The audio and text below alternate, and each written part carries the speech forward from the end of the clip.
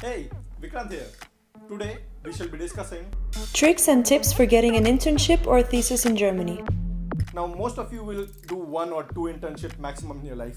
I kept applying for internships and I kept trying to find something that I wanted. And while applying, and because I saw so many things that I wanted to do, I also got a lot of options to choose from at the end. And that made me give a lot of interviews. And this interview experience taught me a lot of tricks that I used later also to find a job or a master thesis. So these things are very, very small, but they are actually really helpful if you follow them through. The first and the most basic trick is to remember to call in the application. The number of the HR or the responsible person is given. You call them up, you ask something, anything about the position that you would like to know. And what that does is it just puts your name into the mind of the person who's gonna be later evaluating your application. And when that happens, they at least remember you and they see and they sense your motivation and they know, okay, this person called me up and he really actually wants to know how to apply, so he's really interested in the position and what the position is offering. So just call them up, ask anything, any small doubt that you can create, or if you still have no doubt, make up doubts, but make sure that you ask something on the phone. And remember to state your name clearly and maybe more than once.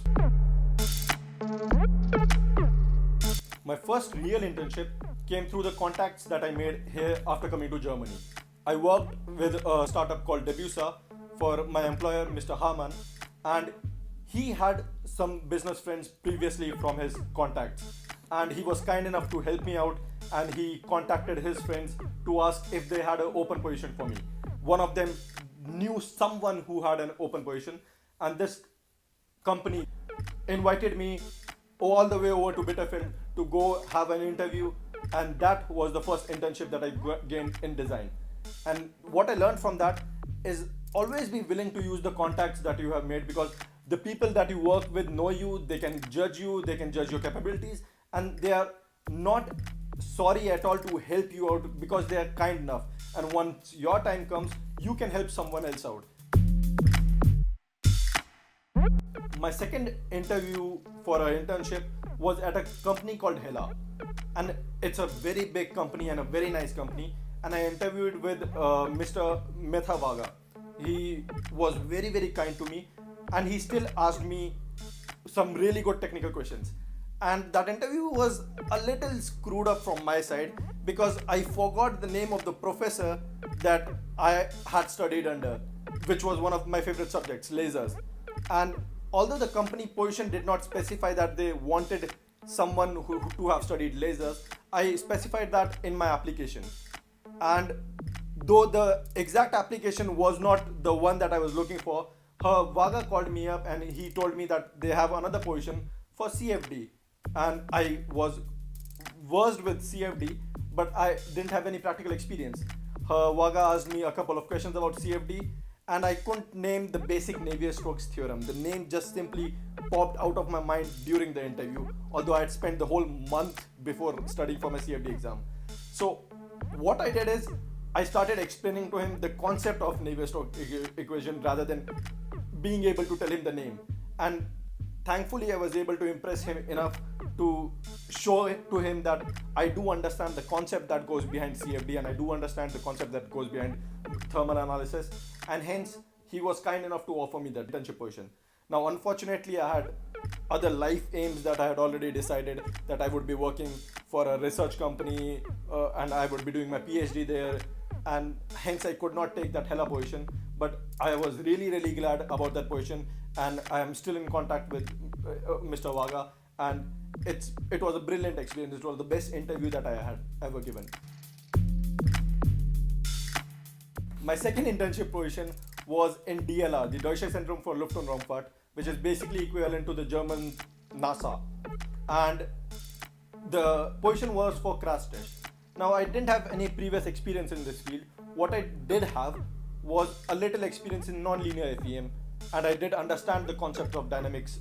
So I found this very interesting research paper, and I read through it. I had a couple of questions, a couple of follow-up questions to ask about it, and I emailed the author, and the author very kindly wrote back to me after a couple of weeks.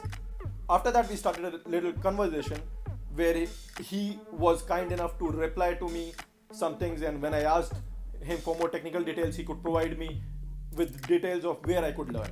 And after a couple of months, when I thought I knew enough, I called him up and I asked him, does he have any position open? Luckily, he had a position opening up in a month, and we had the interview right there. It was barely like 5 minutes, and he offered me the position. So always make sure that if you know someone or if you're interested in something, that you get a little background about that subject, as well as get to know the person who's doing research there, and through that you can always get a position for internship or maybe also for your master thesis.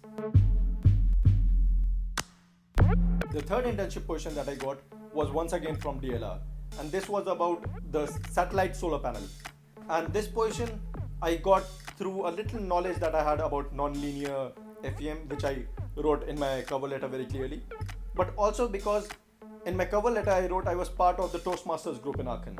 And Toastmasters is basically the world's biggest public speaking group, and the interviewer was apparently a member of Toastmasters in her city, and she was kind enough, just I think because of that reason, to give me an interview. And then, as in any other interview, if you are able to show enough passion and if you are able to show enough previous knowledge, you get the position. Another internship offer that I got was from Volkswagen in the world's biggest R&D department in Wolfsburg, and it was a brilliant experience that I have written about elsewhere and that I have made another video about that you can check out later. The position basically came to me because I had applied. So what you need to remember is applications work. You cannot simply stop after applying for a few university research institute or companies. You have to keep on applying again and again and again. And I applied to 103 positions for internship, and at the end I got 4 offers. So basically that brought down the average to 1 offer every 25 applications. But I think the initial first 50 or 60 applications I must send to everyone without using any trick or any of these small methods that I had learned. And basically they gave me at the end no result, as it would for most of you guys and when you start applying. But the few that did were one of the best offers that individually I would have loved any other time in my life. So keep sending applications. Don't get heartbroken just because a couple of applications or 10 applications or 20 applications did not work out. And at the end, you will find a position that you want. Now, some of you might feel that these are not tricks but more of a simple guide as to how to apply. To those people, I say, this is not a magic show.